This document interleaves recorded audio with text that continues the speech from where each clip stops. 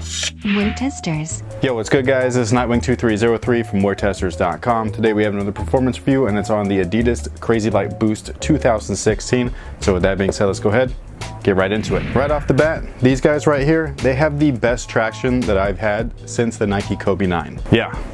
It's that good. The funny thing is that this pair right here doesn't even feature the Continental rubber that will be on most of the retail pairs. And that's not to say that all retail pairs are gonna have the Continental rubber. For whatever reason, Adidas has not used Continental rubber on the white outsoles, translucent outsoles, and gum outsoles.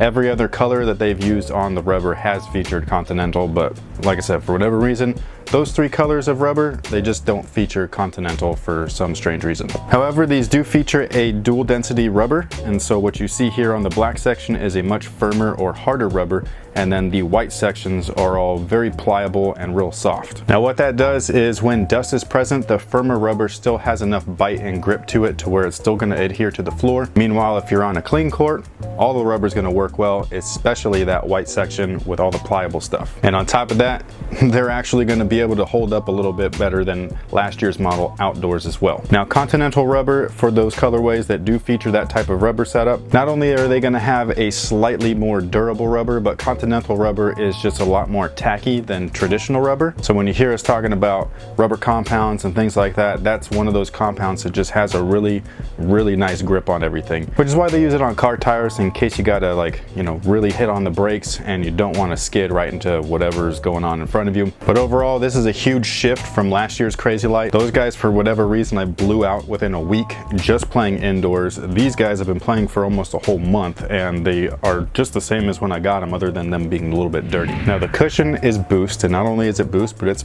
implemented in full-length fashion. And what they've done with the CrazyLight 2016 is implement the most boost that they ever have in a shoe before, and that does include the Ultra Boost. Now if you've worn Boost products before, what you're going to notice right off the bat is that these guys right here are a lot firmer than the previous models. It's not a bad thing though. What they've done is, like I said, add way more boost into this stuff, and so it's just a really thick, dense slab of boost. So you don't have that fluffy, compressive feeling, but you still have all the impact protection that Boost traditionally has. Not only that, you have more of it. So while it feels firm, it's actually doing its job, and it's wonderful. And the other key feature of this kind of setup is that because it is so firm, you're not losing any stability. As we all know, Boost can be on the soft side, but that's when they don't pack it full like they did with these guys here. And if you don't know, Boost actually starts off in little plastic pellets, and then they put that inside of a mold and they heat it up, and it expands and connects together and all that kind of stuff, and it creates this fluffy looking foam that is what they call Boost. Now what they mean by putting in the most boost is that all of those pellets, like there's a certain number of them that they put in each midsole. This guy has the most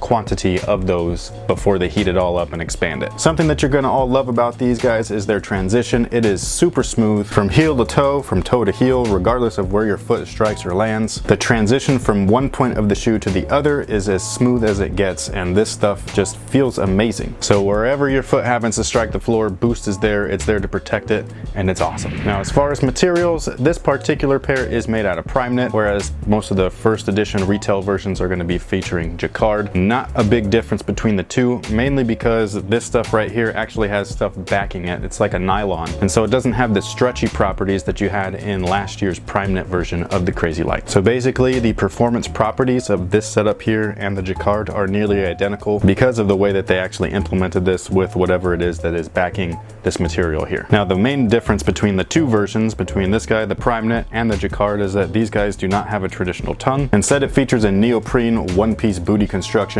and this is great for lockdown and containment. However, it doesn't allow you to customize that fit, and personally I would have preferred a tongue so I can kind of customize it, because these guys are like a one size fits snug type of deal. One size fits snug, I'm gonna trademark that. So basically with the traditional setup, you're able to loosen and tighten the laces as needed, whereas these guys here, they just kind of fit around your foot like a super compressive sock, and then you tighten the laces just kind of for good measure. Now the only downside to having softer materials like this is durability. I've talked about this before, so you know, wovens and knitted and things like that, they're just not as durable as a synthetic or a plastic.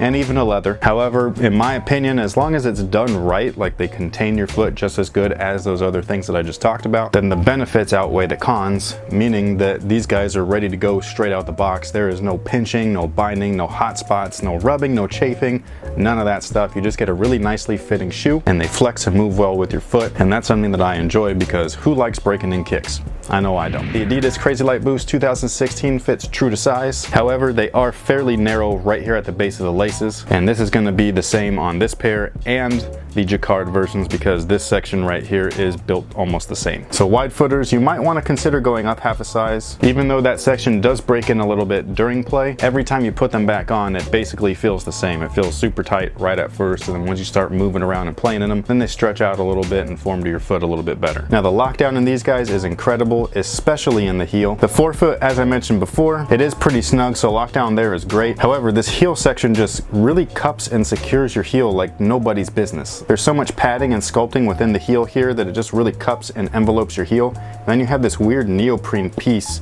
that almost suctions to the back of it just in case you have some minor slippage. It's going to keep everything secure and locked into place. Again, with this tongue setup right here, it's a one size fits snug. So with the jacquard versions, you're going to be able to play with that fit a little bit, which is going to affect the heel slightly, whereas these guys are just really snug and locked down perfectly. Now, as far as support, everything that we already talked about legitimately plays into their support features. Now, surprisingly enough, the support starts in the boost. Because of the fact that they added the most boost pellets in these guys right here, makes this one of the best protective and responsive rides while still maintaining 100% stability. And just for good measure, they encapsulated the lateral forefoot with this TPU outrigger. That basically cages that section and prevents it from being too soft or compressive to rolling over, and it does its job perfectly. There's a torsional bar there for torsional support. TPU heel counter, which ensures that your heel is going to remain on the footbed and not sliding off. And that, my friends, is actual ankle support, not the height of the shoe. It's the heel lockdown. If this thing can keep you on the shoe,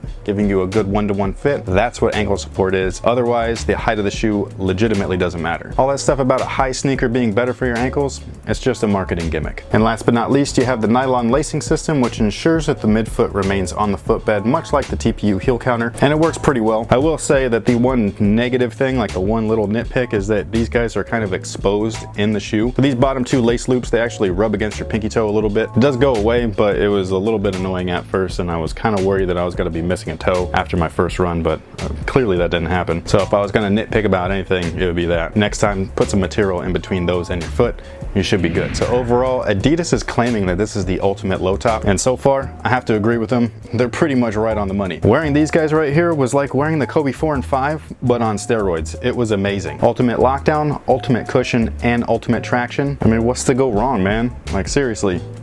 These are awesome. So in a nutshell, if you love playing in low tops, you're definitely going to love these. If you're scared to play in low tops, you're going to want to try these. And if you value your money and what you spend it on, these guys are going to make you feel like you got the most bang for your buck. The best low top on the market right now features 3 stripes. Who'd have thought? Thank you guys for watching. Thanks for all your support. If you need any more information, including their weight and their performance scores, all you got to do is click the link in the description box. It's going to take you over to WearTesters.com. Make sure you leave a comment. Let me know what you guys think.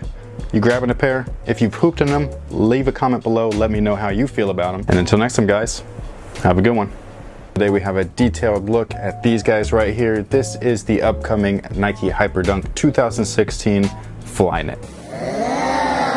So as usual, I'm going to be breaking these guys down based off of their tech specs. I'll give you 79's traction. It doesn't look all that great. However, it performed the exact opposite of that, which is something that I was really excited about and pleasantly surprised. In fact, there were even times when the traction stuck too good. You know how when you run really fast and you go to stop just